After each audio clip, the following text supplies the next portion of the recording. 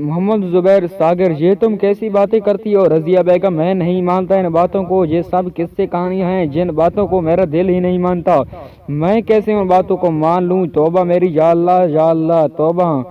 یہ آپ کیا کہہ رہے ہیں؟ میں نے 1000 دفعہ آپ کو سمجھانے کی کوشش کی ہے کہ ایسی الٹی سیدھی باتیں مت کیا کریں، اللہ تعالیٰ کے قہر سے ڈریں۔ بیگم، میرا نام سیٹھ وقار ہے، سیٹھ وقار، میرے پاس کیا نہیں ہے؟ سب کچھ ہے، بنگلہ، گاڑیاں، دولت اور ساری بے شمار دولت ہے میرے پاس، وہ سب کچھ ہے جو انسان کو چاہیے ہوتا ہے، لیکن یہ سب مجھے کہاں سے ملا؟ محنت کر کے، میں نے دن رات محنت کی اور آج میرے پاس یہ سب کچھ ہے، مجھے کسی نے نہیں دیا، میں نے خود حاصل کیا ہے، کسی خدا نے اوپر نہیں پھینکا۔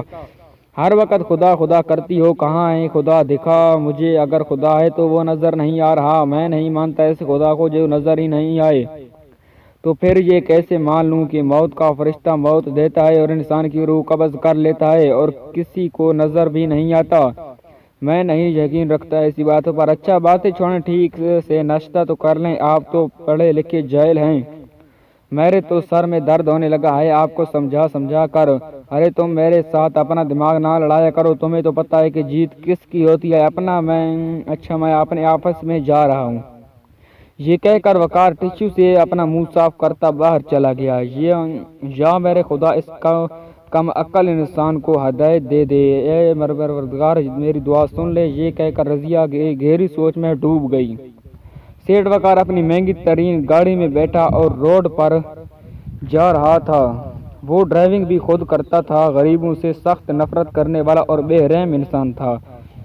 وقار درمیانی رفتار میں گاڑی چلا رہا تھا کہ اچانک ایک بوڑھا آدمی اس کی گاڑی کے آگے آ کر کھڑا ہو گیا، تو سیٹھ وقار نے ایک دم بریک لگائی۔ وقار نے بڑی مشکل سے گاڑی کو روکا تھا، اس کا چہرہ غصے سے لال سرخ ہو رہا تھا۔ اس کے غصے میں دیکھ کر بوڑھا آدمی گھبرائے لہجے میں بولا، مجھے معاف کر دیں صاحب، میں نے آپ کو روکا۔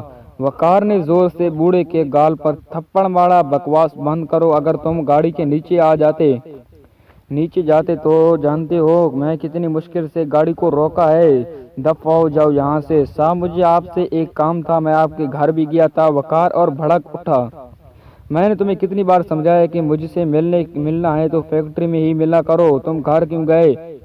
بوڑھا ہاتھ جوڑتے ہوئے بولا، میرا بچہ بیمار ہے، میرے پاس پیسے نہیں ہیں، مجھے تھوڑے سے پیسے دے دیں، میں اس کے لیے دوائی لے آؤں گا۔ سیٹھ وقار نے تیش میں آ کر بوڑھے کو گریبان سے پکڑ کر جھنجھوڑا، ارے بوڑھے، تمہارا دماغ تو خراب ہے، بیٹا تمہارا ہے بیمار ہے، دوائی کے لیے پیسے میں دوں؟ کیوں دوں پیسے؟ پہلے جو پیسے لیے تھے تم نے وہ بھی واپس نہیں کیے، وہ دھاڑا۔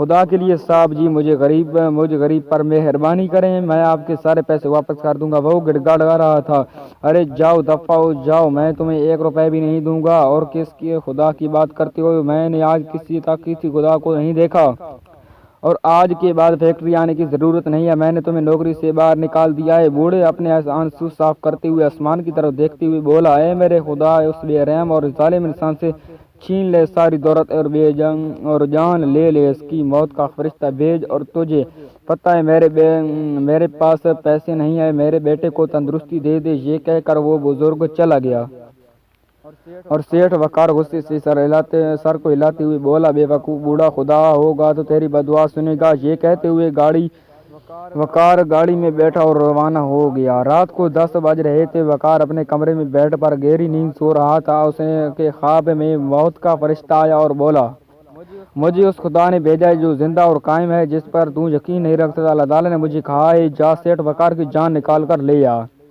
اس کی زندگی ختم ہو گئی ہے، میں ہوں موت کا فرشتہ، آج تیری جان لے کر ہی جاؤں گا۔ تم نے بہت بڑے بڑے گناہ کیے ہیں، اللہ تعالیٰ تجھ سے بہت ناراض ہے، تم غریبوں پر ظلم کرتے رہے، موت پر یقین نہیں رکھتے، تیار ہو جاؤ، میں تمہاری جان نکالنے لگا ہوں۔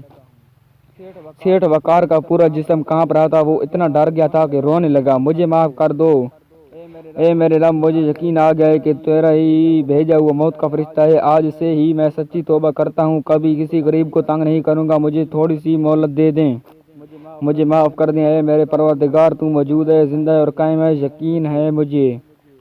جاؤ، تمہیں مہلت دی میرے رب نے، مجھ سے کہا ہے کہ اگر اس آدمی نے سچی توبہ کر لے تو اسے تھوڑی مہلت دے دینا، میں پھر آؤں گا۔ یہ کہہ کر موت کا فرشتہ چلا گیا۔ وقار کی آنکھ کھلی تو وہ اپنے نرم بستر پر دراز تھا، مگر اس کا پورا جسم پسینے پسینے ہو رہا تھا۔ ایسی کی ٹھنڈک میں بھی اس کے کپڑے پسینے سے شرابور تھے۔ اس کو احساس ہو گیا تھا کہ وہ غلط تھا اور دنیا بنانے والے نے اس کو بتا دیا کہ وہ ہی خالق و مالک ہے، جب چاہے جلا بخش دے اور جب چاہے جان لے لے۔ سیٹھ وقار نے سچے دل سے توبہ کی اور عہد کیا کہ وہ کبھی بھی اپنے رب کی نافرمانی نہیں کرے گا۔ رات کے اس پیر جب منیجر صاحب نے اپنے سیل فون پر سیٹھ وقار کے نمبر دیکھا تو وہ شدید حیران ہوا۔ یا اللہ خیر کہتے ہوئے اسے یس کا بٹن پریس کر دیا۔ سر حکم؟ وہ بولا صابر صاحب، ہماری فیکٹری میں جو بوڑھا ورکر تھا جس کو میں نے آج فارغ کر دیا تھا، اس کو واپس رکھ لیں اور اس کے بچے کے لیے علاج کے لیے جو رقم درکار ہے وہ بھی دے دیں۔ میرے صبح آنے تک سے پہلے باقی باتیں فیکٹری آ کر کروں گا۔ منیجر صاحب حیران فون تھامے کھڑے تھے اور سیٹھ وقار مطمئن انداز سے بستر کی پشت سے لگا لیا۔